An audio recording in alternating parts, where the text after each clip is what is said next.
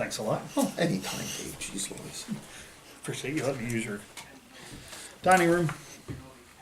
So I'm running for the Heighton School Board, and my goal is to protect the students and save the taxpayers. That's the goal.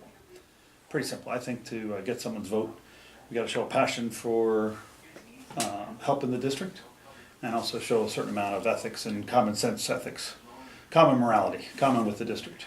That makes a lot of sense to me. Yeah, if we could do that, that'd be great. So if I can do all those things, I want to try to earn your vote. Is there anything else you think of that is a characteristic of someone that you want to vote for? Well, I want to vote for people who I can believe. I want to vote for people that I can put my trust in to do what's right in the positions that we've elected them to do. Okay. Hold up some basic stuff here. This is the district-wide feasibility study. We hired an architect to create this study. It's a couple hundred pages. It's online. 2 copies are at the district. This is the bond paperwork. So when a school board member gets up in front of you and says something, they can say whatever they want, and there's little accountability back to you for what they said. However, if they say something to the bond company or to the lending agency, that would be considered fraud if they lie. So what's in this document, in my opinion, is very accurate in the truth, because no one wants to get caught lying to borrow money. And that's available if you go to your broker and you wanted to pretend you're buying this bond. That's the documentation you'd receive. And that has a lot of the financial data in the district. And then as a state requirement, if you want to borrow money on behalf of the students and behalf of the teachers and behalf of really the taxpayers are the one footing the bill. So if you want to borrow money, you have to justify it. And what they do is they have an open hearing. And that hearing is called an Act 34 public hearing. And this would be the documentation that the district has to put out to say, we're going to have an open hearing where everybody can voice their concerns. And if they don't voice up, they can do whatever they want. And at that meeting, they had a lot of people voicing up against this. However, they decided to go forward anyway. And in this document, again, like the bond document, before you go out for a bond, you got to fill out one of these. So this allows them to create the data that they're going to put into here, and it's filed with the state. All of these forms were filed with the state. However, I checked with Jim Vogel at the state. He does not have to look at that any more than the fact that it was filed. He doesn't have to check it. Nobody in Harrisburg has to read this stuff. No, they just have to prove that it's filed. It's up to the responsibility of the school board to do that. Got 3 documents in front of me now: the Act 34 public hearing, the bond documents, and the feasibility study that assesses the condition of all the elementary buildings in the district. And I guess my big question is, okay, I see a ream of paper here. oh yeah, Why is this the first I've seen these documents? well, that's published online, and that's published at the district level. And I brought it up many times. Actually, it was published twice. That one is the 2014 version. It was also published in 2011. These documents will find examples that define their ethics and the guidelines they use to make decisions. We won't argue whether or not they got played, or whether they were too embarrassed to admit that they didn't read it, or whether they were just malicious in their decision making to sell out the community, right? Their actions will have to speak for themselves. But let's see what you think. Are you ready for this? Yeah. All right. Okay. Let's start with an easy one. Let's start with the safety of the children, right? Everyone says protect the children. That's the number one goal in life, right? Got to protect the children. It's for the children. You got to protect the kids. So if you take a look at that feasibility study published in 2011, and this one's the 2014 version, but here's the funny part. The 2011 version is almost identical to this, to the point that I actually pulled it up and took a look at the differences between the 2011 version and the 2014 version. And if you look at page 86 in the 2011 version and 86 in the 2014 version, they're the same page. If you look at the page 95 and 95, same page. Here's page 119, and what do you know, it's the same thing on page 119. So we paid Here's- twice to have the same document Here's prepared. page 142 and the same page 142. And so it's basically a cookie cutter document. It's called a boilerplate. They fill in the numbers, they fill in the changes. So then I looked at, the fact that we paid an unbid architect millions of dollars without a bid, 300,000 at the time this was being done. And if you look at this, these numbers, right? Let me pull this up for a second. So if you look at, here's the difference between, let's do Shell David, right? Here's this one. This is East Penn. $3.8 million is the total cost to repair East Penn back in 2011. If you go to 2014, 3.8, 3.7. So it's off by a couple dollars. Yeah. So you gotta wonder, okay, so they must have done something on this list, right? To make that change. Between 2011 and 2014, this one changed 30,000. Yeah, $40,000. I'll show you what they did on that school for that change. So in 2011, when they hired this architect for thousands and thousands of dollars without a bid and created this document, you would think that you would read it, because in it has a punch list of all the things your schools need. I agree. If you're a school board member and you're representing the taxpayers and parents of this district, you have an obligation to read the documents that are prepared by your professionals. So as a sitting school board member, elected to represent the taxpayers, property owners, and parents in the school district, one would think that the school directors would be reading this document, especially before making decisions that are going to cost us millions and millions of dollars. And located in here is all the safety things that need to be done for our children, for their benefit. Okay. Would you agree? Yeah, safety issues are very important. We don't want our kids getting hurt at the schools. Correct, because that also costs not only an injury, but it can also cost liability. So let's take a look at these school directors. At the meeting when they approved this document, here's what they said about reading it when I questioned them. Hold on a second.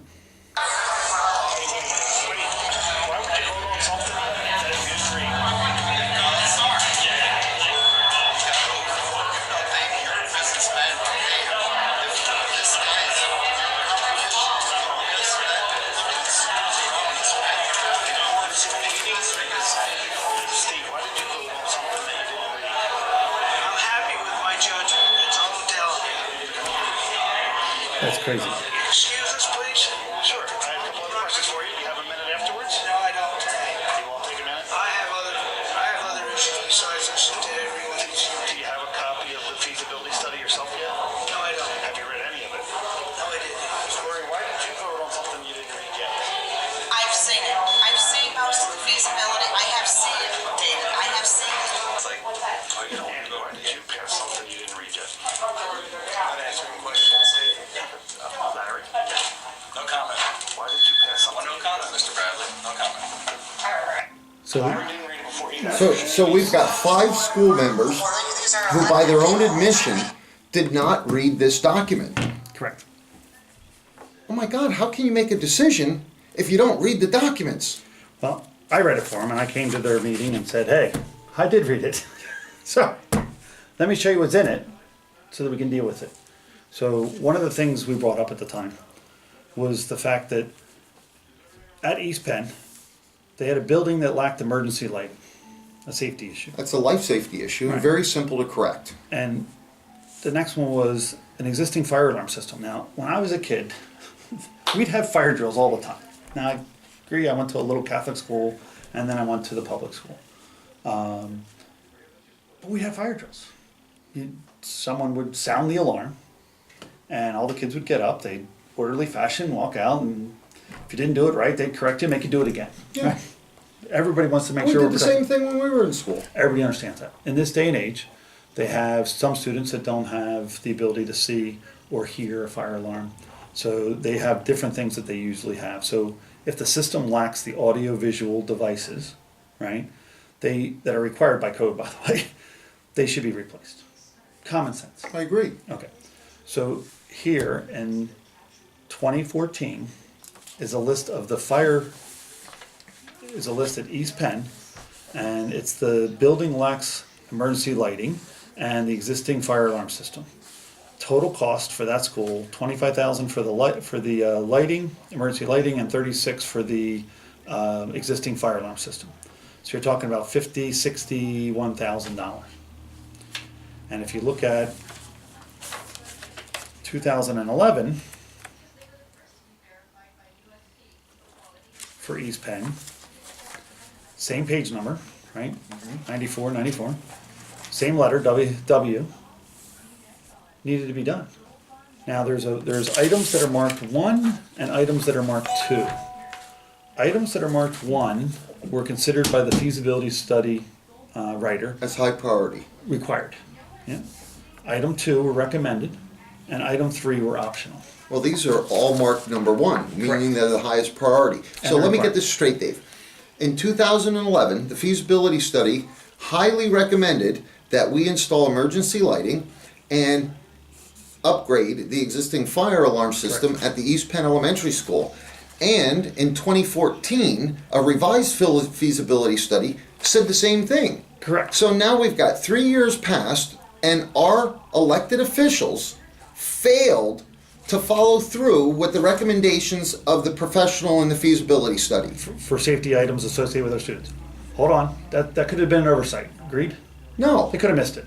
no. Benefit of the doubt. Life safety issues? Benefit of the doubt. Could have missed it. You're being a little bit more generous than I would. So let's go to Franklin. Same thing. Same thing. Go to the next one. Try Mahoney.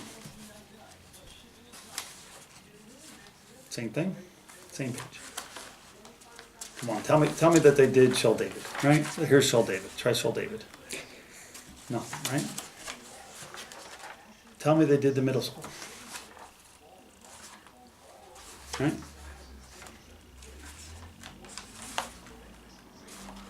Building locks, emergency lighting, sensor lighting, fire alarms. Now here's the funny one. On this study, they called the existing fire alarms at the middle school as a recommended, whereas everything else that was required. But let's look past that and figure out that Well, I mean, a number 2 level improvement, they're talking about occupancy sensors, lighting controls and stuff. now here they look at the next one. Yep. Existing fire alarm system with Yeah. that. So in some areas, So why would it be a second level priority at a middle school when in the elementary schools it's a first level priority? kids are older. Possibly. Give them the benefit of the doubt. Let's go to the high school, right? At the high school level, same thing. Existing fire code system, $220,000. But our existing high school is only 20 years old. It's okay. 2011, it was $220,000 upgrade, and how much was it? Same to meet cost. the code, to meet the responsibility. So 3 years they didn't do it. Oh, well, it gets better. In 2011, it was a level 1, a high priority issue. In 2014, it dropped to a level 2, so a medium priority issue. So again, this cookie cutter thing that they go through and do isn't the best study in the world that they paid all that money for, right? We understand that. And same with the administration building. This is just a fire alarm. This is just one item in this study that anyone that would have read it would have probably looked at it and said, hey, something ain't right. Or, we got things to do, let's get them done. And that's the difference.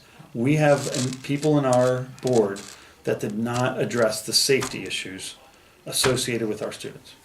Why wouldn't they take life safety issues extremely seriously? You've got 2 separate reports, 3 years apart, and in those 3 years, nothing was done to upgrade those systems. Now here we are, it's no longer 2014, we're in 2017. Have those issues been addressed yet? Not at the elementary centers, not at the elementary school, not at any of the 4 elementary schools. The high school and the middle school, we hope so.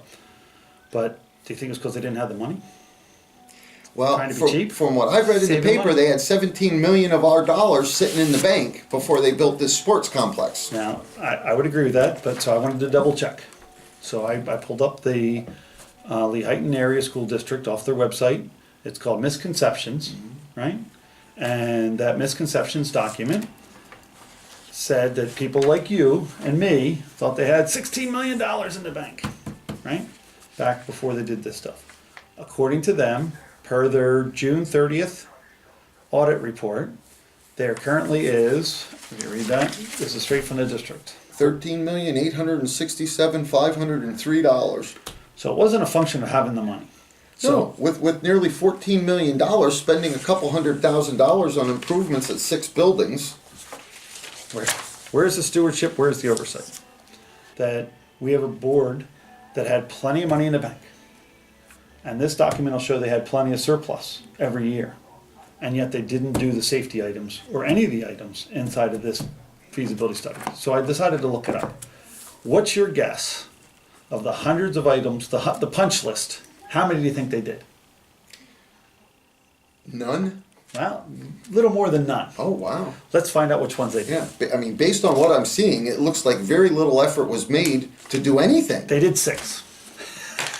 So let me show you the 6. These are the 6 completed items that show as completed. They did the asbestos floor tile and material in East Penn. Asbestos is cancer-causing agents. They should have removed that. Right. So for $46,000, they did the asbestos. What do you think was the highest dollar value that they spent in fixing something? I would imagine a couple $100,000. Okay. So Mahoning, they did asbestos for $11,000. They did some asbestos in the tiles at Mahoning for $52,000.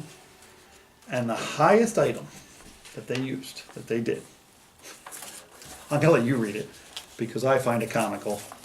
Because of when you see the other things that they spent money on, it shows what they care about. When I care about safety and education and other things, look what they used, $240,000 to fix,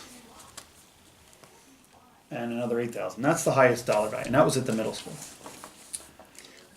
Wait a minute. So we what's- spent $240,000 replacing the worn and damaged bleachers in the gymnasium before Fire alarms. before we spent $36,000 on upgrading a fire alarm system. Now, again, give them the benefit of the doubt. That's bleachers can cause injuries if they're bad. Fix them. I have no qualms with fixing them. You got $13 million in the bank. Spend some money and fix the stuff. There's a list of it to be done. However, you're correct. $240,000 to do bleachers, and it could have fixed all the alarms in all the schools and all the systems and protected our children. And it's not like they didn't have the money to do it. They had the money. Bond document. This goes through the financial security of a district so that they can go borrow money. Okay. So one of the ways you can borrow money, as with your house or your home, is if you have money in the bank, you're more secure because you have cash. If you have equity in the bank, they'll lend you more money. And if you have equity in a district, it's measured by assessed value. Because ultimately a district owns the assessed value of the entire district. They own your assessed value and your taxable ability to pay that assessed value. And if you leave the district, the next guy coming in gets a new assessed value that's higher. So it can only go up, right? So the fixed assessed value of the district, as long as people are in the town, is borrowable. You can borrow against the fact that we know that you would rather pay the taxes than lose your home. And that's what they're banking on. Correct, and literally banking on it. So pull things directly from that feasibility study that talk about enrollment. And here's the enrollment, and the information's directly out of that feasibility study, right? So the two go together. Hire a guy to evaluate your district, the demographics, the district. It allows you to borrow money. Now, they had floated 3 bonds recently. They've floated one in November, which is this one, this yellow one, which is $32 million, sorry. They did one at the same time in 2012, November of 2012, for $7 million. And April of 2015, they got another $5 million. So when you look at those bonds that they floated and you pull out the data from them, and I'm a little bit of a geek, so I pull it out, you can look at enrollment. You can look at the district value, and they will publish inside this bond document what their tax values are and whether or not they've increased taxes. Can I ask a question, Dave? Sure.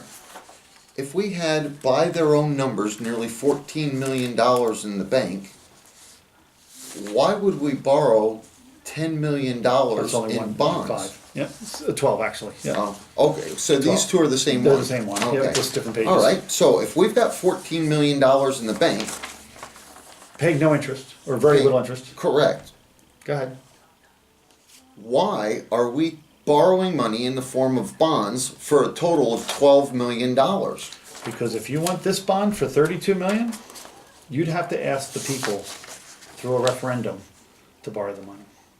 But if this is part of a construction project that predates the law that allows you to borrow money without asking the people, as long as you keep those bonds open, your grandfather did. That's not right. Hey man. If All right, you're gonna so- spend $32 million, one would think that you would go to the person who has to pay the mortgage and ask for permission to borrow $32 million. Vote them out. But here you go. Let's raise the taxes, and they had a surplus budget. 2010, they raised the taxes, more of a surplus budget, $2 million, 2.7. Then in the year that study came out, they raised them again, and now they got a $3.7 million surplus going into that general fund with no need for it. So the question is, why do you raise taxes when you don't need them? When you have plenty in the bank? Well, And you got a because they surplus want- every year. Because they want more money in the bank to be able to borrow more money. There you go. And here's the way you borrow more money in this system. If you get rid of people that are in the district currently, that are paying a fixed assessed value, especially ones that have been there the longest, their low assessment value can be increased by getting rid of them and getting someone else in. So you can increase your borrowing power by increasing your assessed value in the district. And right here in the fees, in the document, it tells them what they can borrow if they want to get rid of the seniors to get new people in that have to pay a higher assessed value. But Total requirements of $95 million. Let me show you what that looks like. I got a picture of that here somewhere. So when you look at $32 million, right, that they're borrowing, plus the interest, you're looking at total liabilities of over $95 million. So let me show you this. This is basically, that's $10,000. That's a packet of $100 bills. If you put enough of those packets together, you have $1 million. That's $1 million pile of money. And if you put enough of those together, you have what the district has already borrowed and encumbered this district for. That's $100 million. That's a pallet of $100 bills over 4 feet tall. And a third of that has been committed to interest. Not going to a single teacher, not going to pay for books or extracurricular activities. where's it gonna end? It's going to end with either bankruptcy, or it ends with defaulting on loans, or it ends with overtaxation to a point where even the regular old citizen can't afford to live here anymore. To control funds makes it easier to borrow, get a higher a rating, and therefore if you're better stewards of money, like paying off debt instead of Accumulating more. right, holding cash in the bank for nothing and having more debt. It Those sounds types of an decisions. awful lot like your credit scores. Right, it's like a credit score. You're exactly right. So they have a bond rating. And when you look at the control of the funds, the auditor from the state reviewed it, and they said, during our review of scholarship funds, we discovered our recommendations from last year were corrected, except for the Romulus Scholarship Fund account. So they were having some discrepancies inside of their funds, and they're trying to fix them, right?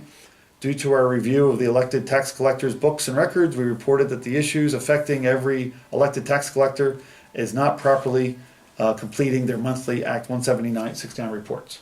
So they're not good stewards of the money. They're overtaxing the seniors to get rid of them, or at least to what they call gentrify the district. Do you ever hear of gentrification? It sounds to me like the whole purpose is to get a younger population and that they can collect more taxes on. Kind of, but they really, if they were just going to collect more taxes and not have the burdens of the students to do it, that would be leave the seniors here.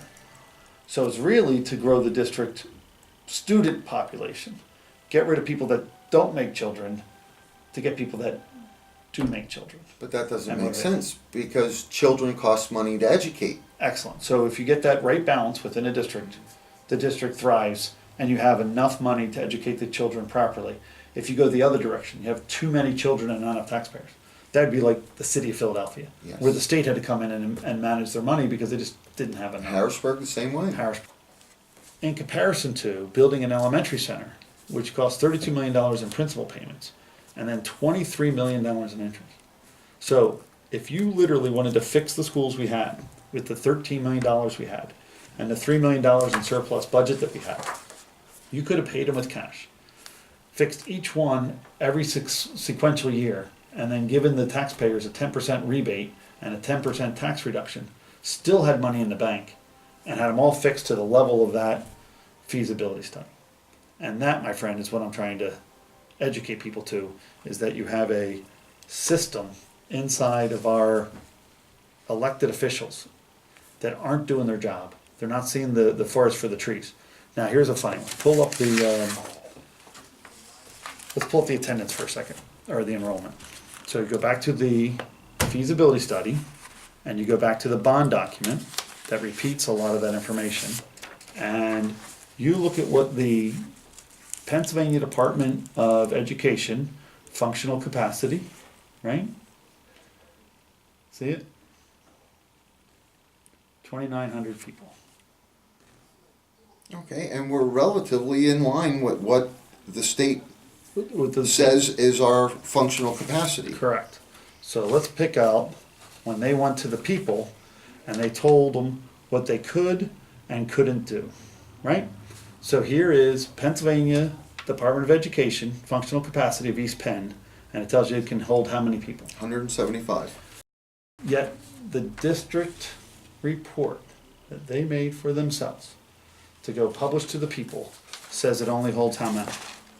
150. There you go. So let's take a look at another one. Let's do Franklin. Maybe they made a mistake, right? Well, actually, it says the capacity is 125 with a current enrollment of 150. Yet the school district's functional capacity is 175. The state says it's 175. And the current enrollment. And this It's 150. report from December of 2010 released to the public is 50 students less than what their functional capacity is. And it looks like it's over capacity. It's exactly the way it looks. Now let's take a look at the next one. Franklin. Franklin, okay, functional capacity from both the school and the state is 375. But the school says it's only 300. But the school here says in their report to the state that it's No, hold on. 375. This is the report to the Bank, the state and the bank. yeah, This is the report to the people. yeah, So the people, they're saying they have a capacity issue. yeah, that they have a To the capacity of state and to the 300. lending institution, they said they're fine. Yeah, Okay? So, and that, the same answer is on all of them. Capacity of Mahoning, Mahoning, 250. They're- 175. And they're telling us that they're over capacity based on Right. Next one, Shell David. Shull David, 350, and they're saying the capacity is 250 250. after they've reported it at 350.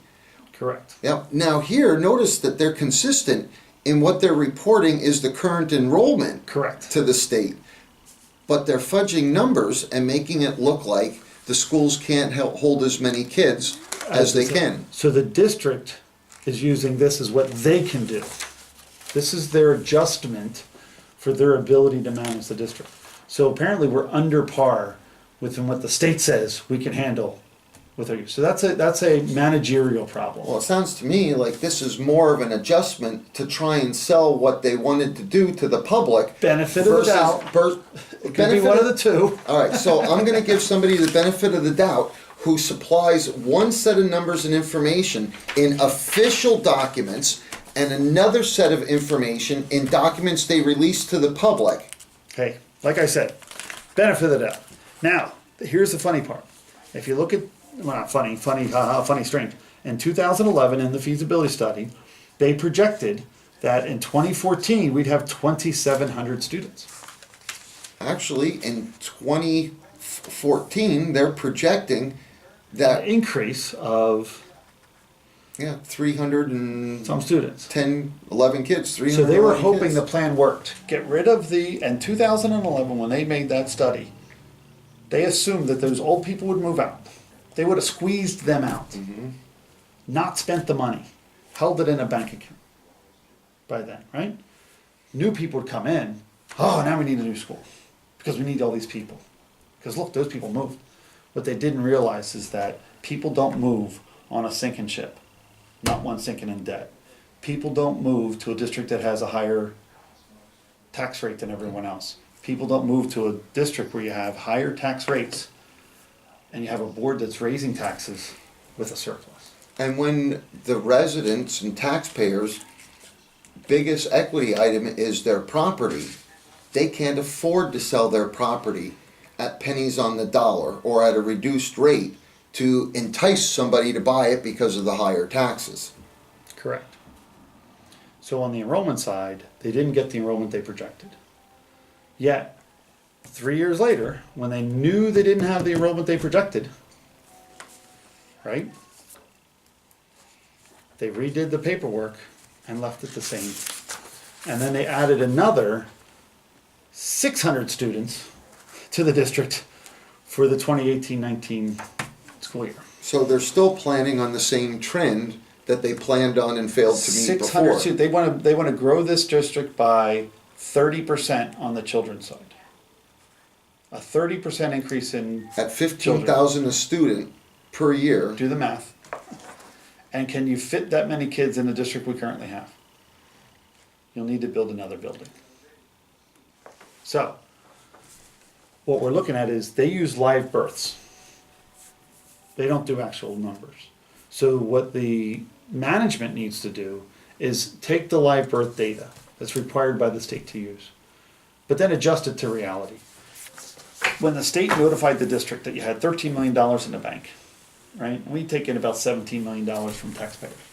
When they said you got $13 million in the bank, a whole year's worth of surplus left over, it said, give it back.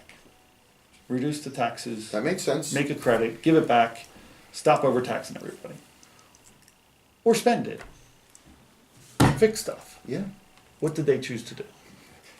Instead of choosing to fix things or give a reduction in taxes, giving it back to the people who overpaid, they've chosen to borrow more money, putting the taxpayers in debt by nearly $100 million. This makes absolutely no sense. Build a stadium with cash, buy some bleachers, and not fix any of the schools And especially not fix any of the life safety issues. associated with our elementary schools. I think you get it. So here's a report of cost per student. The Heighton Area School District, we pay about $15,500 using the budget versus the number of students we have. State average is $13,500. Private elementary school is about $7,000, right? When we had St. Peter and Paul here, it was about $2,500. And a private high school is less than going to our school. It's the total liabilities. So right now, the middle school we have for about $12 million, 16 on the high school. The elementary center is 32 We're million. spending $16 million renovating the high school. That's 20 years old. A 20-year-old building. Yep. And then Paying back these nearly $100 million in loans. they have a snowball of debt that is just going to crush this town. You got $44 million in promised interest. Now, let's take a look at this Act 34 document. I want to go borrow money, right? So I'm going to go get a bond, but I got to go tell the people what I'm going to borrow and how much it's going to cost. So, in this document, it's hard to read, but if you read the small print, what's the interest rate up here? The first number is 1. 1.8%. So right now we're paying a really low entry level rate of interest. When my kids grow up, they're going to pay some interest if they decide to live here. What will it be by then? Well, in 10 years from now, it'll be 3.94%. Okay. And then when their kids grow up, another 10 or 15 years down the road, Well, it'll be at 23 years from now, it'll be 4.47%. almost 5%. That equals $23 million in interest to be paid By their own numbers. by their own numbers. Now here's Why are we dealing with an accelerating rate? Any fool knows better. Because if you look at the demographics, if you look at the fact that the schools don't have an overcapacity problem, if you look at the fact that you don't have a growing district, if you look at the fact that the town is only worth X, the people living there only make Y, your credit score is so low that you're like a beggar looking for money. And that's what they negotiated. Now, David Kraus stood up in a meeting and says, if you can read a bond document, you stand up. So I did. And I shook his hand and said, I'll be glad to help you. It's free. Let me talk to you. He was insulted by the concept, right? It's not that hard to read. It's really written in English. But Nobody in this day and age would take out a loan, a mortgage on a house that had a variable interest rate on it. for 23, up to 5%. Why are a group of leaders known as the school board taking out a variable rate loan? They don't know. They don't understand. You got to give them the Wow. benefit of the doubt. I don't think they're malicious. I don't think they're dumb. I don't think that they can't read. I just think they choose not to. I think they took this position as a dignitary type of position. I want to be respected. And who are you to challenge me with what I'm doing? I think that's the attitude we see. But the That's where actions that they're oppression comes in. taking are causing me not to respect them. I know, and that's a shame, because when you don't protect the children, when you don't protect the taxpayer, when you don't protect, And when fix you the don't asset, read the documents that are presented to you, needless to say. So now let's go down to fake math. They said that they're gonna save $1.2 million by building that elementary center. So here's their list in this Act 34 document, where they came up with the $1.2 million. So they said they're gonna save some energy, they're gonna save some staff, some travel for the staff, some books, right? They're gonna have less books, they're gonna use less water, they're gonna use less sewer. So kids sitting in that district are gonna flush the toilets less than the kids sitting in individual buildings, I guess, right? You're gonna save some sewer costs. but when you look at Franklin Elementary and East Penn Elementary, I they understand. don't have public sewer and water there. But we're gonna save sewer. Okay. We'll figure it out. Phone service is gonna save, okay? You're gonna save these things, and it comes out to $1.2 million, with the bulk of it being staff with an asterisk. So you read the asterisk down below. Staff savings will occur through attrition. Well, through attrition doesn't mean it's gonna happen immediately. Correct. But they Okay. start taking your benefits or removing. So now you take that $850,000 off of $1.2 million, and you're left with $350,000 in quote-unquote savings. Correct, which they didn't even use to fix the schools over that period of time. So, but in the back of the document where they go by year, they counted the savings every year from starting day one. So someone can't do straight math. Now here's the other part. The $1.2 million that they're saving is equal to, if you divide out the cost per mill of $361,711. So for every mill that's out there in the marketplace, they're gonna collect $361,000. It shows up as 3.33 mils. So if you save 3.33 mils and the money costs you 3.33 mils, magic, Yeah, it's no tax increase. correct. But you gotta look a little closer. Not that easy. Proposed local effort. That's your tax money. All of this money here was not counted into the system because it's the bond money from the old high school. You just paid off the high school. It's been 20 years. And that's where they borrowed more money against. They're rolling it into this one. Now your house payment is no longer just this new school, but it's this new school plus the payment that you were making before on the high school. So if you add it up, there's $67 million Correct. divided by the 26 years. A little over $3 million you're spending every year. And you're spending $3 million to maybe save 1.2. So how much are you losing every And year? clearly, by their own admission, you're not gonna save 1.2. I know, but let's pretend you do. Benefit of the doubt. If you save 1.2, but you spend 3 to get it, how much are you wasting? Actually, you spend 3.7 to get it. Yeah, so You're you, spending 3.7 to get 1.2 back. that makes no sense. You may as Your budget, out of your pocket, go into a bank. Most of it's in interest. and that means tax increase. That means financial loss of teachers, financial loss of books, extracurricular, other activities. That means cutting back on tons if they decide. Now, you got a choice. So if I get elected to school board, my main goal is to save the children, right? And protect the taxpayer. I wanna save the children from the debt, and I wanna protect the children from things that are happening in our schools that are bad, which we've all know about, we don't need to discuss here. And then I wanna save the taxpayer financially, because they have a growing debt problem, they have a mismanagement problem. So if you look at it, let me get back to where, some of the things we're looking at.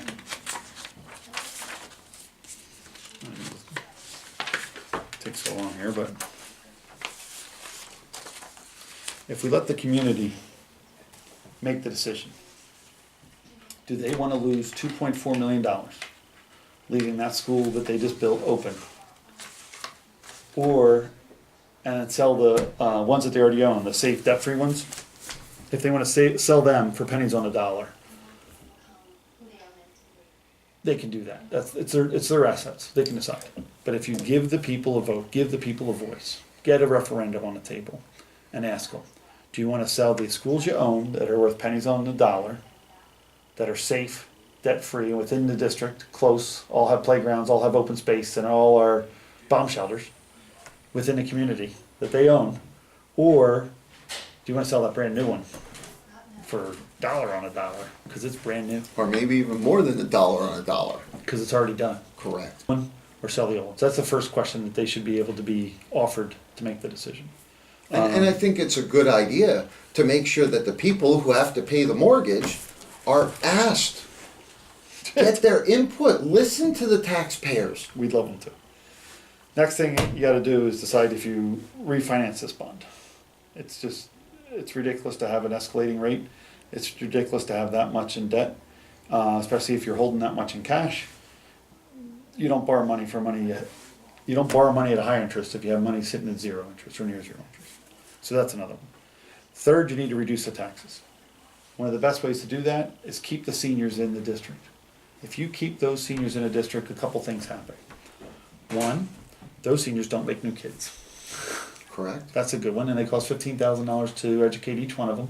I love them, I got 4.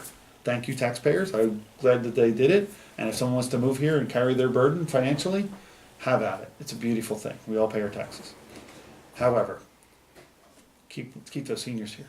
When you have your mom taking care of it when I gotta run out to work, and your grandmother is watching the kids, or your grandmother's taking them to the park, or your grandmother is giving them an idea of what she did when she was young, or what he did as a grandfather when he was young, when they showed their hobbies, rather than some of the new hobbies that these kids are picking up, which are just very destructive to The them. lessons taught by the senior citizens to the younger generation can be just as valuable, if not more valuable, than the lessons that can be taught in schools. I agree, especially if you invite those seniors into the schools to teach them, That would be a great idea. which is what we're working on. So the third thing is to reduce the taxes to keep our seniors in the school district.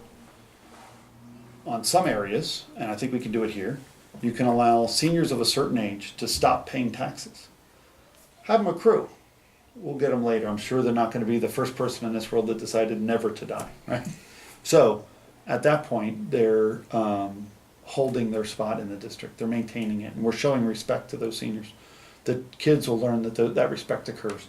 That's the process that we're aiming for. I think it's cruel the way that the tax system works, and the fact that homeowners are carrying the entire burden of the school district. Senate Bill 76 may come one day. If it does, fantastic. But in the meantime, we got to renegotiate. We got to do our part to keep our costs low. Fourth thing we need to do: let the teachers have a voice. There's a certain amount of retaliation taking place within our district. They're the ones, the first line of education that our kids are seeing. And if they can't come to the school board or go to the parents or go to the administration without fear of retaliation and decide, hey, we need a little help here, I could use a little something here.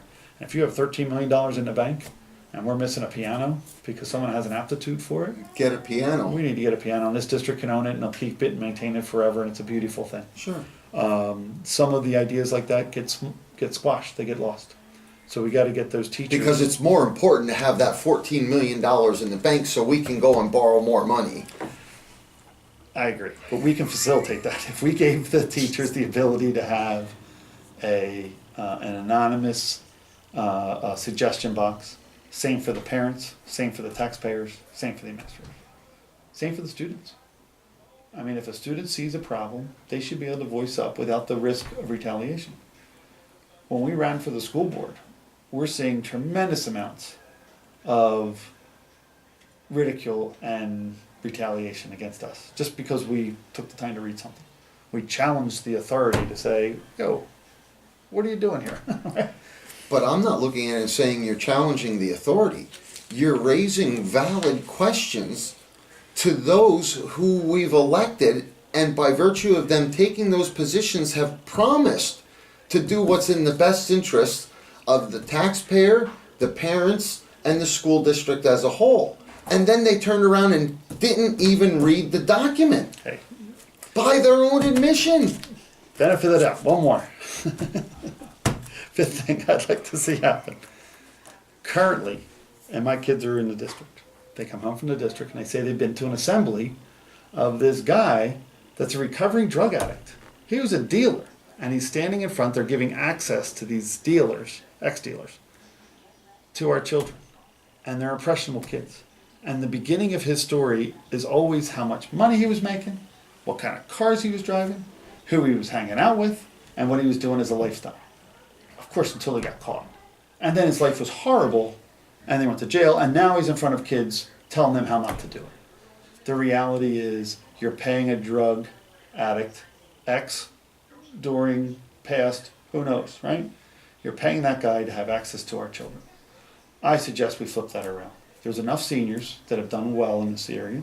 There's enough young people that have done well in this area. I can name 20 business members of this community that have done a fantastic job of managing their lives, managing their children, managing their hobbies properly, that if given the opportunity and the respect that they deserve for earning it, could go to the students and say, let me introduce you to what I did. Let me introduce you to my kids. Let me introduce you to some of the things they did. Let me introduce you to this. Let me introduce you to this hobby. And I don't care if it's kite building, quilting, hiking, biking, flying, fishing, hunting. You mean there's 1,000 good hobbies out there that people have accelerated at. So what you're saying is, let's show our children what they can and should aspire to. They can choose. Versus, adults, right? I mean, they'll be adults someday. versus bringing in recovering drug dealers. Correct. Oh, So notices a lot of people are telling me and then other people that you can't make a difference. They already did what they did. It's already gone. I mean, I'm sure you've heard that, right? I've heard it several times. Yep, they've already built it. They already did this. They already did that. What can you do?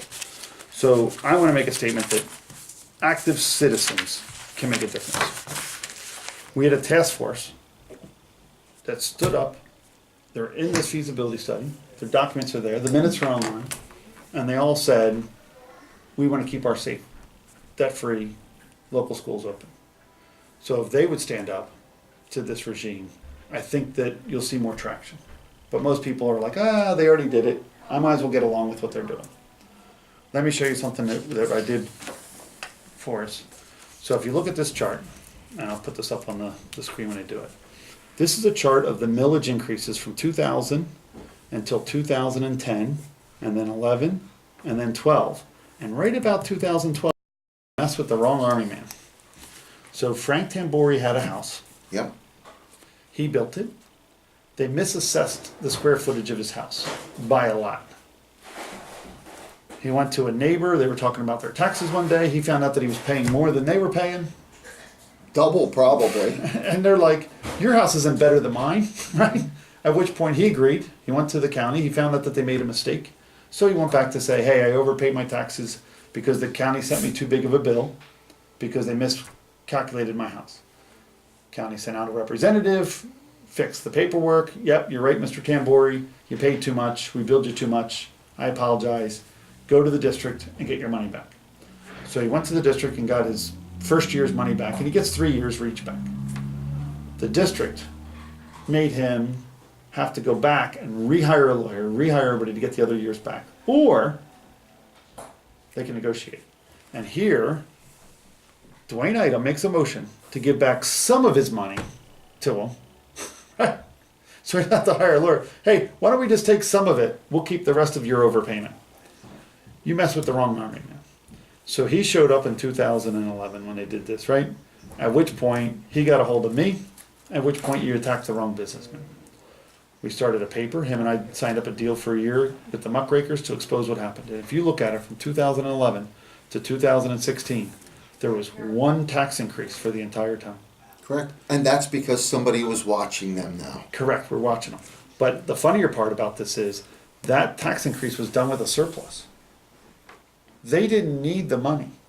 So I asked them, why did you do a tax increase for we're talking 0.56 mils, a 1% tax increase. Taxes were up at that point 8 out of 10 years, Yeah. and they were up almost 209% from the last building project.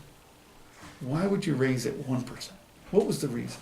So I checked with the business manager and I checked with the president, Gloria Bowman of the school board. The end result was, it was for the bond. If they didn't raise the taxes, they couldn't have borrowed the money at the same rate in the same process. They had to prove that they could go back to the taxpayers without a revolt and tax you. And that's the problem. The people need to stand up. And I don't need a real revolt, I just need a vote. November, if they flip the board, we'll fix all of this. We'll fix it from the inside. But that right there is a telltale sign that if you have a little bit of initiative with a couple people, and they told two friends, and they told two friends, and they told 1,000 people showed up and made 1,000 people signed a petition saying, we don't want an elementary center, and these people ignored it. So we gotta get everybody a voice again, and that'll do it. Well, I'll tell you what, Dave, you've got my support. When I'm the taxpayer, ignoring the documents, choosing not to read anything, and I've got someone who has clearly read everything, understands everything, and will act in the best interests of the taxpayers and keep everything as transparent as possible, you've got my support. I appreciate that, but it takes a lot more than that. I mean, people really have to show up and vote. When we looked at it, the number of people that actually voted were a very small percentage. They just don't know. Yeah. They really feel disenfranchised that there's nothing they can do about it. Well, we need to Hopefully, change that. yeah, hopefully we'll fix that. Thanks a lot for your time. Anytime, Dave.